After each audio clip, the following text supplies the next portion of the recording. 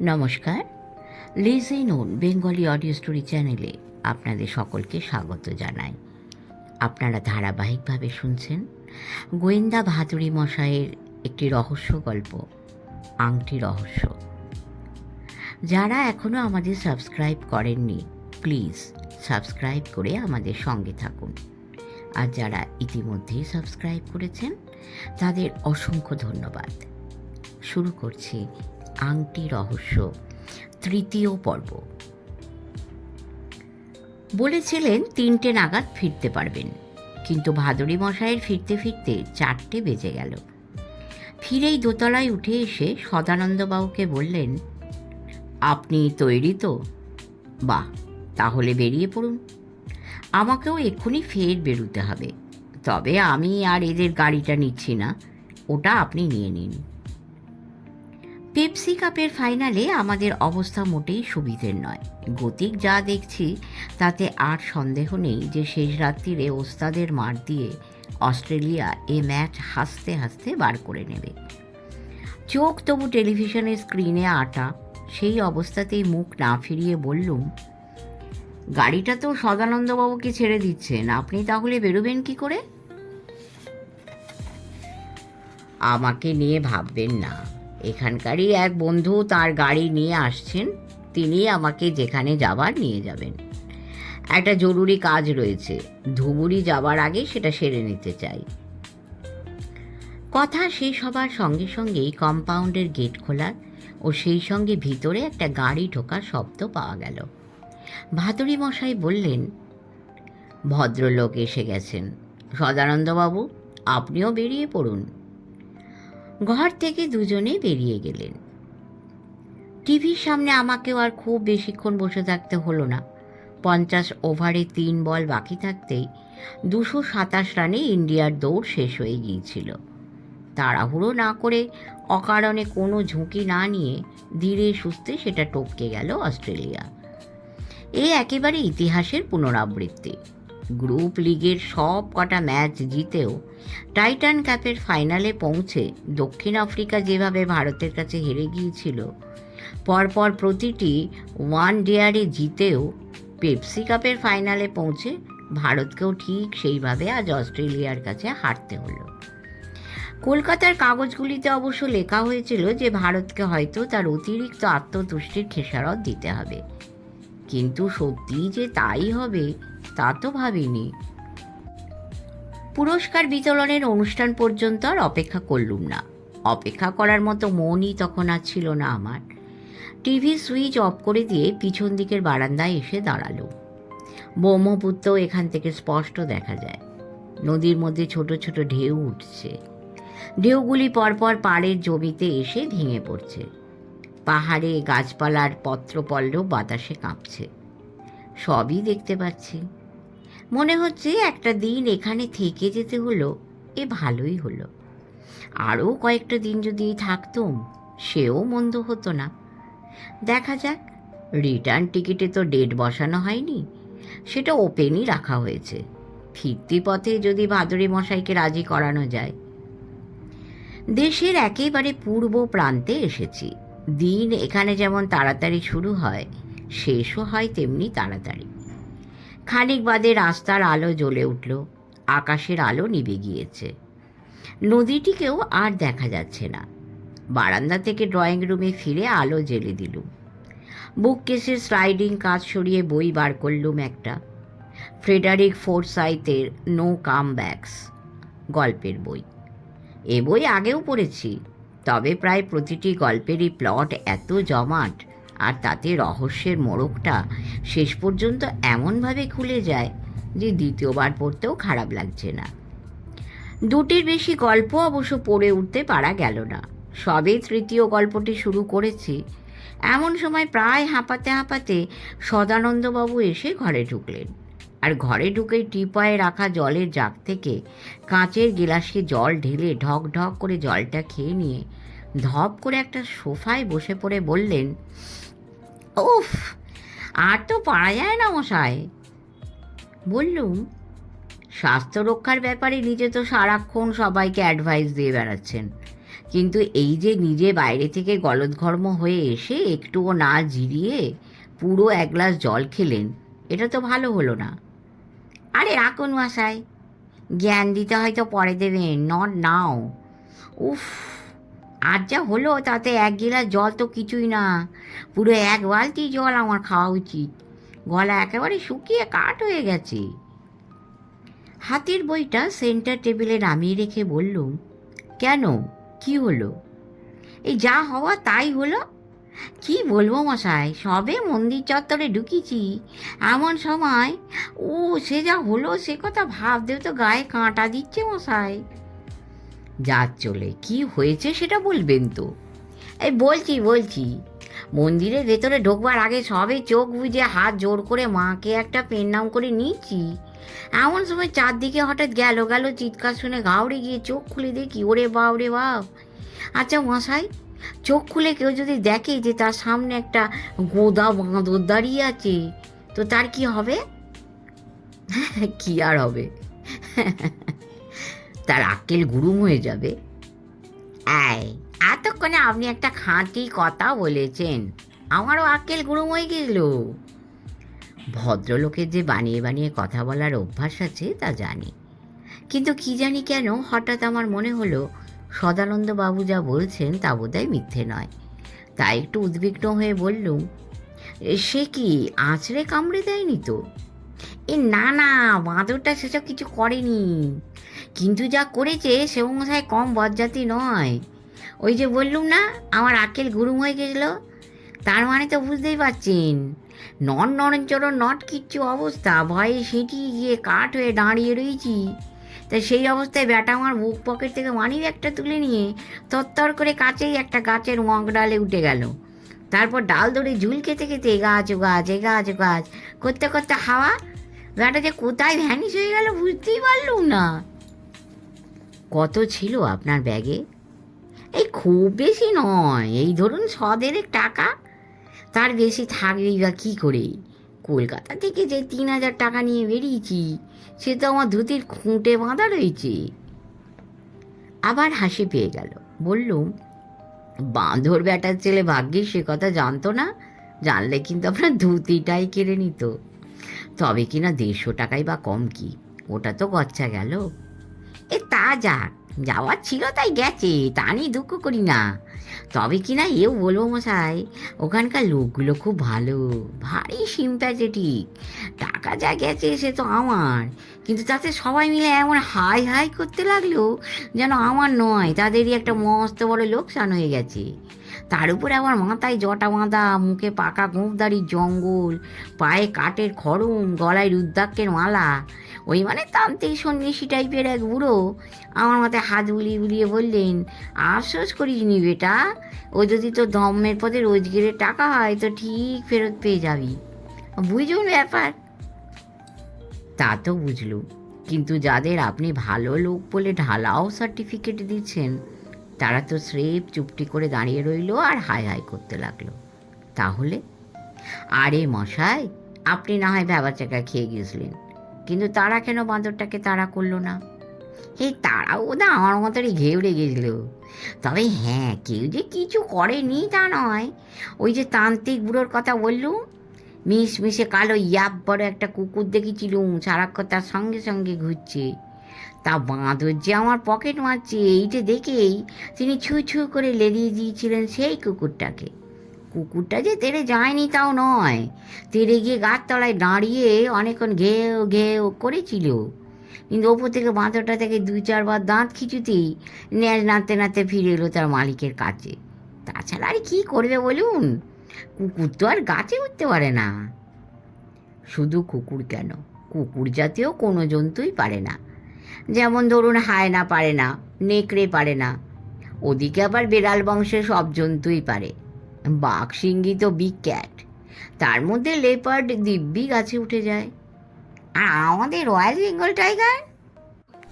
না মশাই, রয়্যাল বেঙ্গলকে কখনো সামনাসামনি দেখার তো কথাই উঠছে না। কোনো ফিল্মেও কখনো গাছে চড়তে দেখিনি। তবে হ্যাঁ, আফ্রিকায় তোলা একটা ফিল্মে দেখেছিলুম যে একটা সিংহী তার ছানা পোনা নিয়ে দিব্যি গাছে চড়ে বসে আছে। তা সে কথা থাক, আসল কথা বলুন।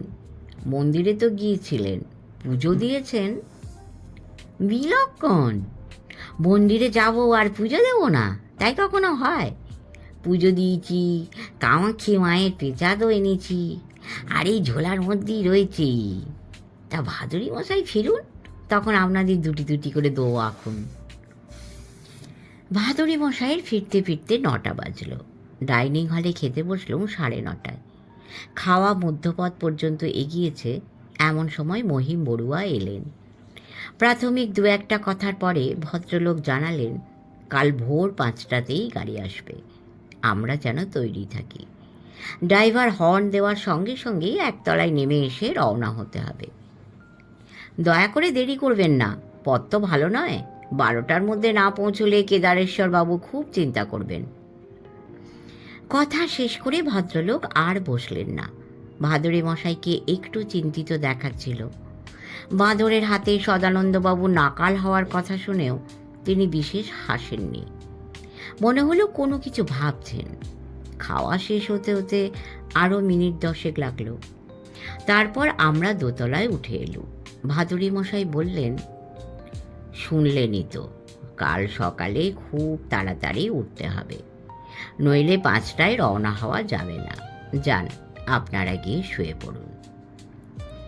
আমাদের শুতে বলে তিনি তার ঘরের দিকে পা বাড়াচ্ছেন, পিছন থেকে সদানন্দবাবু বললেন, এই যার চুলে পেশার দায়িত্ব দেয়া হলো না। কিসের প্রসাদ? ভাদুরী মশাই ঘুরে দাঁড়ালেন।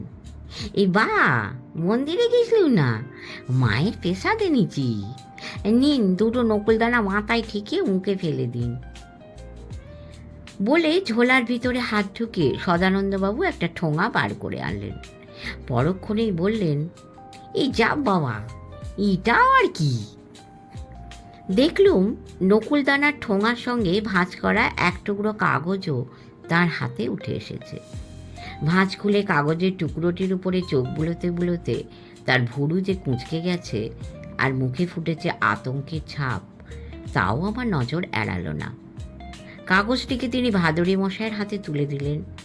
ভাদুরী মশাই সেটি একবার চোখে দেখে নিয়ে আমার দিকে বাড়িয়ে ধরে বললেন, পড়ুন।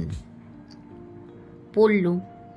ময়লা তেলচিটে কাগজ, তাতে বড় হাতের গোটা গোটা হরফে ইংরেজিতে যা লেখা তার বাংলার অর্থ, সময় নষ্ট না করে ফিরে যান। বিদেশ থেকে আমার এক বন্ধু যে ঘড়িটি হালে এনে দিয়েছে, হাত ঘড়ি হলেও তাতে অ্যালার্ম দিয়ে রাখা যায়, আর নির্দিষ্ট সময়ে তার থেকে যে আওয়াজ বার হয়, খুব জোরালো না হলেও একটা মানুষের ঘুম ভাঙিয়ে দেওয়ার পক্ষে তাই যথেষ্ট। তবে কাল রাত্রিরে এই ঘড়িটি হাতে পড়ে শোবার যে খুব একটা দরকার ছিল তা নয়। মনের মধ্যে উদ্বেগ থাকলে রাত্রিরে আমার ঘুম বিশেষ হয় না, কাল রাত্রিরেও হয়নি। বিছানায় সারা রাত এপাশ ওপাশ করতে করতে শুধু একটা কথাই ভেবেছি, চিরকুটটা যে লিখেছে তার উদ্দেশ্যটা কি? সে কি বন্ধু হিসেবে আমাদের সাবধান করে দিতে চায়, নাকি শত্রু হিসেবে ভয় দেখাতে চায় আমাদের? সে চায় যে আমরা এখান থেকেই ফিরে যাই, কিন্তু কেন? 4টের সময় অ্যালার্ম দিয়ে রেখেছি। হাত ঘড়িতে পিক পিক করে শব্দ হতেই বিছানা ছেড়ে উঠে পড়ল। সদানন্দবাবুরও নিশ্চয়ই যৎপরণাস্তি উদ্বেগ ছিল, কিন্তু তাতে তার নিদ্রার কোনো ব্যাঘাত ঘটেনি। তবে তার ঘুমও যে ইতিমধ্যে ভেঙেছে সেটা বুঝলুম তার কথা থেকে। এই বাথরুমটা একটার বেশি 2টো নয়, তাই চটপট কাজ ছেড়ে বেরিয়ে আসুন দেখি, আপনি বেরোলে আমি ডুববো। দাড়ি কামিয়ে মুখ হাত ধুয়ে 2 চোখে আর ঘাড়ে বেশ ভালো করে জলের ঝাপটা দিয়ে মিনিট 20 মধ্যে বাথরুম থেকে বেরিয়ে এসে সদানন্দবাবুকে বললুম, যান, তবে আপনিও বেশি সময় নেবেন না, তৈরি হয়ে 5টার মধ্যেই বেরিয়ে পড়তে হবে। এই চান করেছেন? আপনি সময় নিলে তো তবে করব, ওটা ধুবুরি থেকে করা যাবে, আপনি তো সময়ই দিলেন না। সদানন্দবাবু কিন্তু স্নানের পর্বটাও সেরে নিয়ে তবে বেরিয়ে এলেন। চটপট পোশাক পাল্টে আয়নার সামনে দাঁড়িয়ে চুল আঁচড়াতে আঁচড়াতে নিচু গলায় নিধুবাবুর একটা বিখ্যাত গানের প্রথম 2টি কলি ভাসতে ভাসতে আমার দিকে মুখ ঘুরিয়ে অতিশয় তৃপ্ত গলায় বললেন, এই চানটা করে নিলেই পারতেন মশাই, যা ফ্রেশ লাগছে না। আহ, ভালোবাসি বলে ভালোবাসি নে। আহা, নিতুবাবু না কি গানই না লিখে গেছেন। পিত্তি চলে গেল। বললুম, ঝোলার ভিতর থেকে এই চিরকুটখানা বেরুবার পরেও আপনার গান আসছে, আশ্চর্য। সদানন্দবাবুর মুখে একেবারে সঙ্গে সঙ্গেই লোডশেডিং। শুকনো গলায় বললেন, ওরে বাবা রে বাবা, আমি তো ভুলেই গেছিলুম। এই সাত সকালে কি সব্বনেছে কথা মনে করিয়ে দিলেন মশাই। তার উপরে আবার আজকের দিনটার কথাও ভাবুন। তার মানে আর কিছুই নয়। সাহেবী মতে আজ 15 এপ্রিল ঠিকই, কিন্তু বাংলা মতে পয়লা বৈশাখ। তার মানে মাস পয়লা, যাত্রা নাস্তি। অথচ সেই দিনেই আমরা কিনা ধুবুরি যাত্রা করছি, ভাবা যায়। সদানন্দবাবুর মুখ একেবারে পাংশু বর্ণ ধারণ করেছিল। বিড়বিড় করে কি বললেন শোনা গেল না, কেননা ঠিক সেই মুহূর্তেই একতলায় হর্ন বেজে উঠল। গাড়ি এসে গেছে। ভাদরে মশাই তৈরি হয়েছিলেন।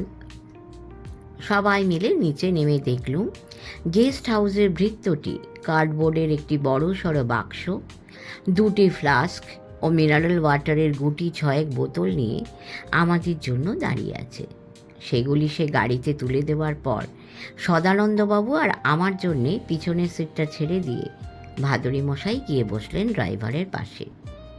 গেস্ট হাউসের ভৃত্যটির নাম দীনবন্ধু। বকশিস বাবদে ইতিমধ্যেই তার হাতে একটা 50 টাকার নোট গুঁজে দেওয়া হয়েছিল। কম্পাউন্ড ছাড়িয়ে অ্যাম্বাসেডর গিয়ে সামনের রাস্তায় নেমে পড়ল। সদানন্দবাবু এতক্ষণ কোনো কথা বলেননি। এবারে হাত জোর করে কপালে ঠেকিয়ে অস্ফুট গলায় বললেন, দুর্গা দুর্গা।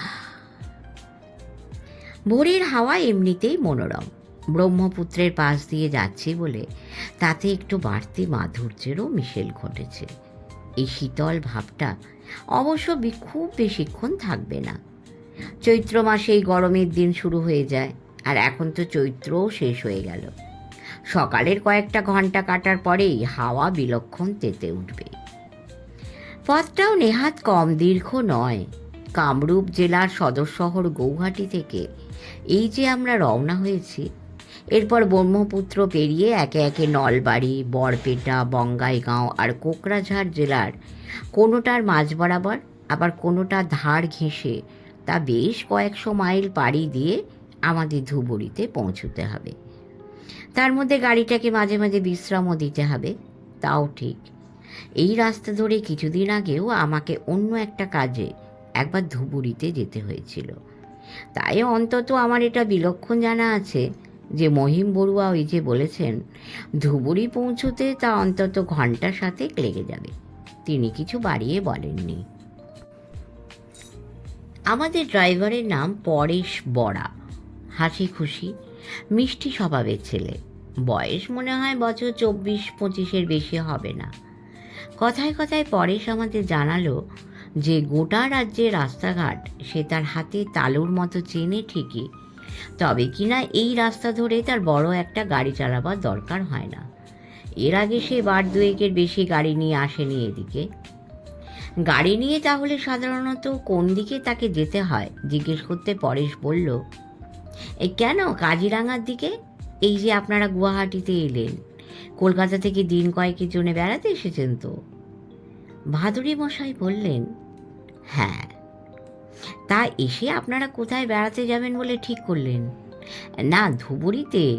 সাহেব মেমরা কিন্তু ধুবুরি টুবুরি বেড়াতে যায় না। ঝাঁকে ঝাঁকে তারা এরোপ্লেন থেকে বরঝাড়ে এসে নামে, আর নেমেই বলে কাজিরাঙা চলো। তার মানে গন্ডার দেখতে চায়? হ্যাঁ, ঠিক ধরেছেন। ওখানে খুব ভালো হোটেল আছে। রাতটা হোটেলে কাটিয়ে পরদিন ভোরবেলায় তারা হাতির পিঠে চড়ে গন্ডার দেখতে বেরিয়ে পড়ে আর ক্লিক ক্লিক করে ছবি তোলে। হাতি আর গন্ডারের মধ্যে যে লড়াই হয় তার ছবিও তুলতে ছাড়ে না। সদানন্দবাবু বললেন, বলো কি, হাতিতে গন্ডারে ওখানে খুব ফাইট হয়? তা হয়, তবে সেটা সত্যিকারের ফাইট নয়, নকলি। তরপানিতে অবশ্যই দুটোর কোনোটাতেই কিছু কম যায় না। হাতি যদি দুপা তেড়ে আসে তো গন্ডার দুপা পিছোয়, তারপর গন্ডার দুপা তেড়ে এলে হাতিও দুপা পিছু হটে।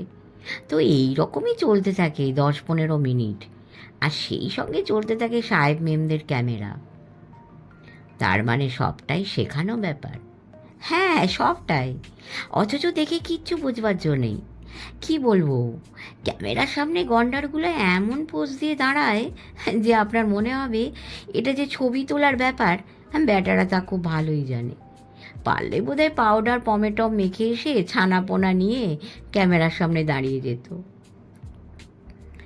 একটুক্ষণ চুপ করে রইল পরেশ, তারপরে বলল, কে জানে, বললুম তো শেখানো ব্যাপার, কিন্তু তা হয়তো নাও হতে পারে। আমরা ভাবি জানোয়ার তো, একদম বোধবুদ্ধি নেই, তবে সেটা সত্যি নয়, ব্যাটারা সব বোঝে। সদানন্দবাবু বললেন, এ একেবারে লাখ কথার এক কথা কয়েছ, ব্যাটারা সব বোঝে। হাতি আর গন্ডারের ব্যাপারটা নয় বাদই দেয়া গেল, এই নীতি যাদের দেখছি সেই কুকুর বেড়ালগুলো কিছু কম ইন্টেলিজেন্ট নয়। এমনকি সাইজে করে আঙুলের মতো হলে কি হয়, নিংটিদিরগুলো ভেরি ভেরি ইন্টেলিজেন্ট। ঘরের মধ্যে এক টুকরো কলা, কি একটা গুজিয়া, কি একখানা বাতাসা কোথাও লুকিয়ে রাখুন, ব্যাটারা ঠিক ঝানু গোয়েন্দার মতো সেটা খুঁজে বের করে ফেলবে। আলোচনাটা হাতি আর গন্ডার থেকে ঝপ করে নেংটি দূরে নেমে আসায় পরে সম্ভবত খুশি হয়নি। খানিকক্ষণ সে একেবারে চুপ করে রইল।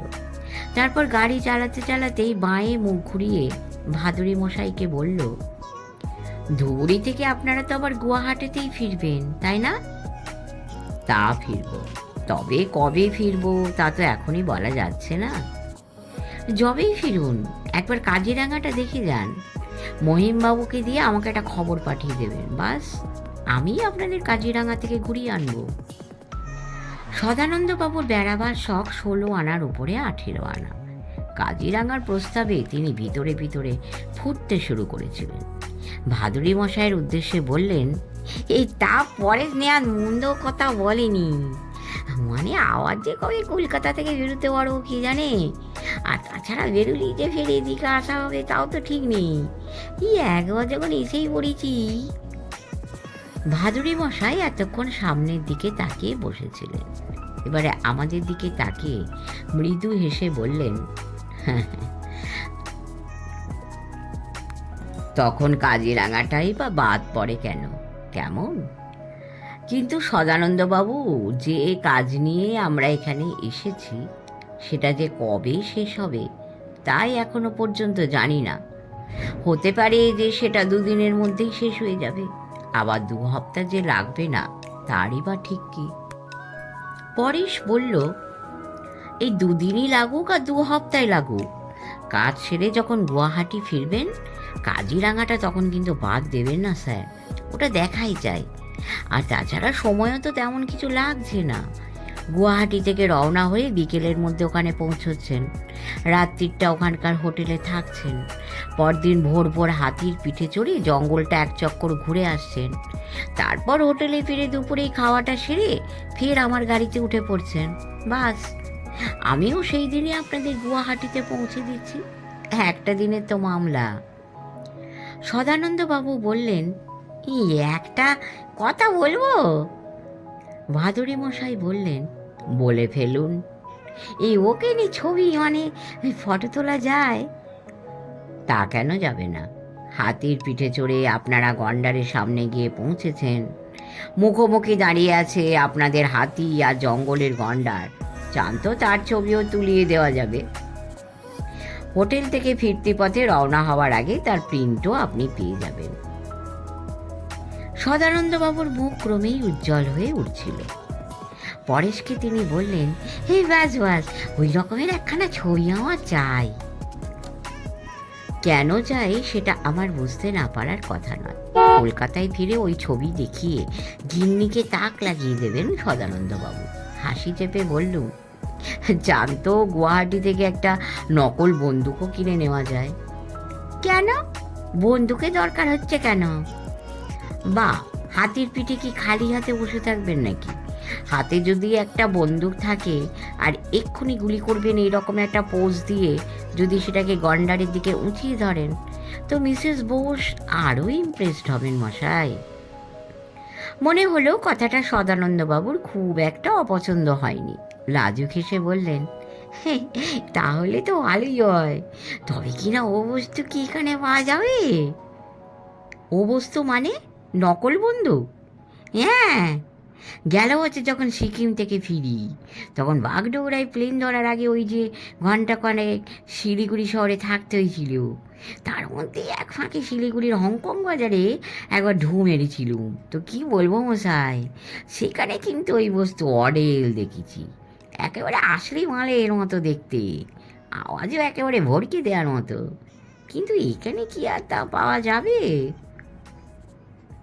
পরে শীতের মধ্যে একবারও আমাদের দিকে মুখ ফেরায়নি, কিন্তু সদানন্দবাবুর কথাগুলি যে সে খুব মন দিয়ে শুনছিল তার জবাব শুনেই বোঝা গেল। সামনের দিকে চোখ রেখেই সে বলল, পাওয়া কি আর যাবে না? যাবে, কিন্তু কিন্তু কি? আওয়াজ করা চলবে না। কেন? আওয়াজ শুনে গন্ডার ভড়কে যেতে পারে, ভড়কে গিয়ে হাতির দিকে তেড়ে আসতে পারে, আর হাতিও তাদের ব্যবচাকা খেয়ে গিয়ে পিঠের ওপর থেকে ঝটকা মেরে আপনাদের ফেলে দিয়ে দৌড় লাগাতে পারে। আর হাতির পিঠ থেকে যদি একবার মাটিতে পড়ে যান তো। পরেশ কথা শেষ করবার আগেই দু চোখ বন্ধ করে দাঁতে দাঁত চেপে সদানন্দবাবু প্রায় ডুকরে উঠে বললেন, থাক থাক থাক, আর বলবার দরকার নেই। হাতির পিঠ থেকে যদি গন্ডারের সামনে পড়ে যায় তো রে বাবা রে বাবা, আর বলার দরকার নেই, এই এক বিতিকিচ্ছিরি ব্যাপার হয়ে যাবে। আমি বললুম, গন্ডার তার শিং দিয়ে তখন গুঁতিয়ে দিতে পারে, আর হাতি তার সুঁড় দিয়ে পেঁচিয়ে তুলে আছাড় মারতে পারে, কিংবা ধরুন তারও দরকার হবে না, স্রেফ তার একখানা গোদা পা আমাদের বুকের উপরে তুলে দিতে পারে। ভাদুরী মশাই আমার মুখের কথা কেড়ে নিয়ে বললেন, and all because of a toy গান। সদানন্দবাবু বললেন, আহা, খেলনা বন্দুকের কথা কি আমি বলেছি? ওটা তো কিরণবাবুর অ্যাডভাইস। উনিই তো বললেন যে হাতির পিঠে যদি বন্দুক বাগিয়ে ধরে বসি তো দিব্যি দেখাবে। না না না, ওসব হুজ্জুতের দরকার নেই মশাই, সেরেফ হাতির পিঠে বসার অবস্থার একখানা ফটো তোলাতে পারলেই আমি খুশি। পরেশ বলল, ওটা হয়ে যাবে। কথায় কথায় ব্রহ্মপুত্র পেরিয়ে অনেকটা পথ চলে এসেছে। রোদ অবশ্য এখনও তেমন তেতে ওঠেনি, তবে বাতাসে সেই ঠান্ডার ভাবটা আর নেই। বললুম, এখানে কোথাও খানিকক্ষণের জন্য গাড়ি থামিয়ে ব্রেকফাস্টটা সেরে নিলে হতো না? ব্রেকফাস্ট একটু পরে করলেও ক্ষতি নেই, তবে কিনা গলাটা একটু ভিজিয়ে নিতে পারলে ভালোই হতো। ওহে পরেশ, একটা গাছতলায় খানিকক্ষণের জন্য গাড়িটা একটু থামানো যায়? মানে সবাই তাহলে এক ঢোক করে কফি খেয়ে নিতে পারি।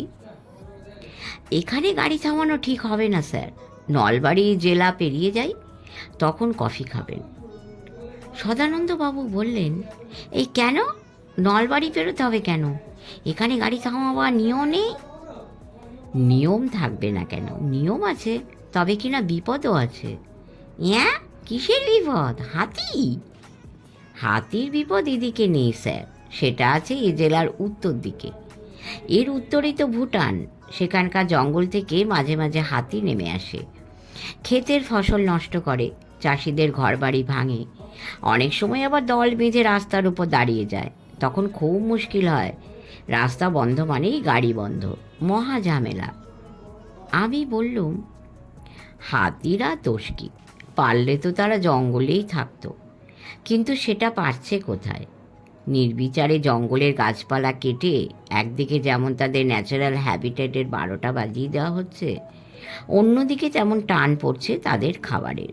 তাছাড়া জঙ্গলের মধ্যে হাতির পালে যাতায়াতের তো কতগুলি নির্দিষ্ট পথ থাকে, জঙ্গল সাফ করে সেগুলো দিনের পর দিন নষ্ট করে দেওয়া হচ্ছে।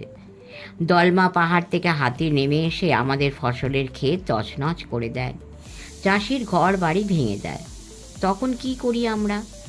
না ফরেস্ট ডিপার্টমেন্টে খবর পাঠিয়ে লোকজন আনিয়ে ড্রাম পিটিয়ে মশাল জ্বালিয়ে ভয় দেখিয়ে জঙ্গলের হাতিকে আবার জঙ্গলে ফেরত পাঠাবার ব্যবস্থা করি। কিন্তু সেটা তো কোনো স্থায়ী সমাধান নয়, জঙ্গলে খাবার নেই। তাই পরের বছর আবার তারা জঙ্গল থেকে নেমে চাষের ক্ষেতে ঢুকে পড়ে।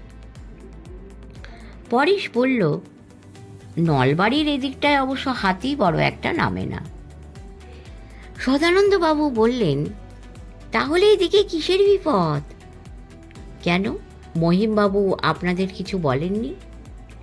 উত্তরে ভাদুরী মশাই সম্ভবত বলতে যাচ্ছিলেন যে হ্যাঁ, মহিম বড়ুয়া আমাদের সাবধান করে দিয়েছেন ঠিকই, কিন্তু তার আর সময় পাওয়া গেল না। গাড়িটা একটা শার্প টার্ন নিয়ে বাঁয়ে ঘুরতেই দেখলুম আড়াআড়িভাবে একটা বেঞ্চি ফেলে রাস্তা আটকে রাখা হয়েছে। রাস্তার একদিকে একটা তাঁবু খাটানো, তাঁবুর বাইরে একটা গাছতলায় দাঁড়িয়ে আগা পাঁচতলা সাদা সাদা ছোপ ধরানো জলপাই রঙের জংলা শার্ট প্যান্ট পরা 4-5 জওয়ান, আর তাদের হাতের মগ থেকে সম্ভবত চা খাচ্ছে। আমাদের গাড়িটা থেমে যেতে তাদের দুজন এগিয়ে এসে পরশকে জিজ্ঞেস করল, কাহা যাওগে? পরেশ ইতিমধ্যে স্টার্ট বন্ধ করে গাড়ি থেকে নেমে আসছিল, তাকে কিছু বলতে হলো না। ভাদুরী মশাই নিজেই এগিয়ে গিয়ে বললেন, আমরা ধুবুরি যাব। কোত্থেকে আসছেন? আমরা কলকাতার লোক, তবে আপাতত আসছি গৌহাটি। ধুবুরি যাচ্ছেন কেন? ছুটি কাটাতে। কতদিন থাকবেন? এই ধরুন 2-3 দিন, তবে জায়গাটা যদি ভালো লেগে যায় তো 2-3 দিন হপ্তাও থাকতে পারি। জওয়ান দুজন একটু সরে গিয়ে নিচু গলায় নিজেদের মধ্যে কিছু বলা বলি করল। তারপর যে লোকটি এতক্ষণ ভাদুরী মশাইকে জেরা করছিল সে এগিয়ে এলো পরেশের দিকে, এসে বলল, লাইসেন্স দেখাও। পরেশ তার পকেট থেকে লাইসেন্স বার করে এগিয়ে ধরল। জওয়ানটি উপর সেটি দেখল একবার, তারপর পরেশের হাতে সেটা ফিরিয়ে দিয়ে বলল, আমরা গাড়ি সার্চ করব। ফ্লোরবোর্ডের উপরে টর্চের আলো ফেলে বসার গদি উল্টে ডিকি আর বনেটের তালা খুলে আমাদের হ্যান্ডব্যাগ 3টির মধ্যে হাত চালিয়ে তন্ন তন্ন করে পরীক্ষা করা হলো সব কিছু। তারপরেও বোধহয় আরও কিছুক্ষণ জেরা করা হতো আমাদের, কিন্তু উল্টো দিক থেকে আরও 10-12টা গাড়ি ততক্ষণে এসে রাস্তার ওপরে দাঁড়িয়ে পড়েছে। মাঝ রাস্তায় আটকে গিয়ে 2-3টে গাড়ি থেকে হর্ন বাজানো হচ্ছে মুহুর্মুহু, ফলে আর আমাদের দাঁড় করিয়ে রাখা হলো না। ছাড়া পেয়ে উল্টো দিকে যে জ্যাম ইতিমধ্যে জমাট বাঁধতে শুরু করেছিল তার ভিতর দিয়ে যথাসম্ভব তাড়াতাড়ি বার করে পরেশ বলল, কাণ্ডটা দেখলেন? এই হয়রানির কোনো মানে হয়? সদানন্দবাবু বললেন, এই কি ব্যাপার বলো তো, মিলিটারি এখানে এত হুজ্জুত করছে কেন? কিছু হয়েছে? তা হয়েছে বই কি, কেন কালকের কাগজে কিছু পড়েননি? এই কালকেই তো এসেছি, কাগজ পড়ার সময় পেলুম কোথায়? আমি মশাই সময় পেয়েছিলাম। পরশু সন্ধ্যের দিকে এই নলবাড়ির সড়কের উপরেই একটা প্রাইভেট গাড়ির উপরে গুলি চালানো হয়েছিল। 2জন লোককে তুলেও নিয়ে গেছে। কারা তুলে নিয়ে গেছে? সদানন্দবাবুর প্রশ্নের উত্তরে ভাদুরী মশাই কাষ্ঠ হেসে বললেন, হিন্দি খবরে ওই যাদের আতঙ্কবাদীও বলা হয় আর কি। তবে কিনা নর্থ ইস্ট ইন্ডিয়ায় তো এসব এখন জলভাত হয়ে গেছে। রেলগাড়ি উড়িয়ে না দিলে তাই আর খবরের কাগজের ফার্স্ট পেজে এসব খবর জায়গা পায় না। শুনে একটা কথা মনে হলো আমার, একেবারে হঠাৎ যে মনে হলো তা অবশ্য নয়। আসলে এদিককার নানা অশান্তির খবর তো কলকাতার কাগজগুলিতেও কিছু কম বার হয় না। মাঝে মাঝেই বেরোয় চা বাগান কি কোনো শাঁসালো কোম্পানির এক্সিকিউটিভদের তুলে নিয়ে গিয়ে মোটা অঙ্কের মুক্তিপণ দাবি করার খবর। তাই কাঁকুরগাছিতে অরুণ সান্যালের ফ্ল্যাটে বসে কেদারেশ্বর ফুকনের মুখে যখন সুশান্ত চৌধুরীর নিরুদ্দেশ হবার কথা শুনি, তখন থেকেই একটা সন্দেহের কাঁটা আমার মনে খচখচ করছিল। ভাবছিলুম যে এটাও সেই রকমই ব্যাপার নয় তো। ভাদুরী মশাইকে আমার সন্দেহের কথা জানালুম। বললুম, আপনাদের এই বন্ধুটি, মানে বেশ কিছুদিন ধরে যার কোনো খোঁজখবর পাওয়া যাচ্ছে না, তাকেও ওরা, মানে এই যাদের কথা হচ্ছিল সেই ইনসার্জেন্টরা তুলে নিয়ে গেছে, এমনটাও তো হতে পারে? হতে তো অনেক কিছুই পারে, আপনি যা সন্দেহ করছেন সেটা হতে পারে। এখানে যে ইনসার্জেন্সি চলছে তার সুযোগ নিয়ে একেবারে অন্য ধরনের কোনো গ্যাং তাকে কিডন্যাপ করে থাকতে পারে। সুশান্ত তার নিজের ইচ্ছায় বিভাগী হয়ে গিয়েও থাকতে পারে। কোনো কারণে তার কিছুদিনের জন্যে গা ঢাকা দেবার দরকার হয়ে থাকতে পারে। আবার এমনও হয়ে থাকতে পারে যে কোনো একটা কাজের জন্য সে বাড়ি থেকে বেরিয়ে কোথাও গিয়েছিল, মানে এমন কোথাও গিয়েছিল যেখানে কেউ তার পরিচিত নয়। সেখানে হঠাৎ তার অ্যামনেশিয়া হয়েছে। এমনটা তো হতেই পারে, হয় না? সদানন্দবাবু বললেন, এই যে আপনি অ্যামনেশিয়া না কি একটা বললেন, ওটা কি বলুন তো? স্মৃতিভ্রংশ একটা অসুখ। বড় রকমের কোনো শারীরিক কিংবা মানসিক ধাক্কা খেলে অনেক সময় এটা হয়। যার হয় সে নিজের অতীতটাকে একদম ভুলে যায়। নিজের নাম, পরিচয়, ঠিকানা কিছুই তার মনে থাকে না। আমি বললুম, র্যান্ডাম হারভেস্ট দেখেছেন? সদানন্দবাবু বিহ্বল চোখে আমার দিকে তাকিয়ে বললেন, সেটাই বা কি? রোনাল্ড কোলম্যান আর গ্রিয়ার গার্সেনকে নিয়ে তোলা হলিউডের একটা ছবি। তাতে দেখানো হয়েছিল যে ছবির নায়কের স্মৃতিভ্রংশ হয়েছে, নিজের সম্পর্কে কিছুই তার মনে নেই। এই ইংরেজি ফিল্মটার আদলে অবশ্য বাংলা ছবিও তারপরে কিছু কম হয়নি, যেমন ধরুন আলো ছায়া কি হারানো সুর। একগাল হেসে সদানন্দবাবু বললেন, তাই বলুন না, ও ইংরেজি ছবিটাই আমি দেখিনি, তবে হ্যাঁ হারানো সুর দেখেছি। ওই কি, সে তো উত্তম সুচিত্রা জুটির আনফরগেটেবল বই। সে বই একবার কেন 3-3বার দেখেছি। ওফ, দুজনেই যা অ্যাক্টিং করেছিল, না কি বলবো, তা জবাব নেই, একেবারে জুড়িয়ে দিয়েছিল। সেও ওই অ্যামনেশিয়ারই ব্যাপার। তবে যেমন র্যান্ডাম হারভেস্টে তেমন হারানো সুরেও স্মৃতিটা শেষ পর্যন্ত আবার ফিরেও এসেছিল। সুশান্ত জীবনেও তেমন কিছু হয়ে থাকতে পারে। আমি অন্তত অ্যামনেশিয়ার সম্ভাবনাকে এখন রুল আউট করছি না। ইনফ্যাক্ট তাই যদি হয়ে থাকে তো all we can do is hope that তার ক্ষেত্রেও স্মৃতিটা আবার ফিরে আসবে। পরে ইতিমধ্যে আস্তে আস্তে স্পিড কমাতে কমাতে তার গাড়িকে একটা ডালপালা ছড়ানো গাছের তলায় এনে দাঁড় করিয়ে দিয়েছিল। দূর থেকে গাছটা চোখে পড়েছিল, তবে কি গাছ সেটা বুঝতে পারিনি। কাছে এসে বোঝা গেল সেটা একটা ঘোড়া নিম। আমাদের গাড়ি যেখানে সার্চ করা হয় তারপর অনেকখানি পথে বড়েও কোনো গাছ দেখতে পাইনি। দুদিকে যদ্দূর চোখ যায় শুধু আবাদি মাঠ আর মাঠ। এদিকে রোদ্দুরের তেজ বেশ বেড়ে গেছে, তাই ভাবছিলুম যে গাড়িটারও তো একটু বিশ্রাম দরকার, তাই একটা শেড ট্রি পেলে দিব্যি হতো। তবে ভাবার সঙ্গে সঙ্গেই যে এই ঘোড়া নিম গাছটা পেয়ে যাব এতটা আশা করিনি। গাড়ির বনেট খুলে ফেলল পরেশ। ডিকি থেকে একটা জ্যারিক্যান বার করে এনে রেডিয়েটারে নতুন করে জল ঢালল। তারপর আমাদের দিকে তাকিয়ে একগাল হেসে বলল, নলবাড়ি জেলা পেরিয়ে এসেছি, নিন এবারে আপনারা একটু চা জলখাবার খেয়ে নিন। সদানন্দবাবু এর মধ্যে খাবারের বাস্কেট খুলে ফেলেছিলেন। বললেন, মহিমবাবু তো দেখছি বিস্তর খাবার দিয়েছেন। ও ভাই পরেশ, এ তো আমরা একা শেষ করতে পারবো না, তুমিও হাত লাগাও। শেষ করলাম 3য় পর্ব। পরের পর্বটি পরের শুক্রবার। সবাই ভালো থাকবেন। পরম করুণাময়ের কৃপায় সকলের অনেক অনেক ভালো কাটুক। নমস্কার।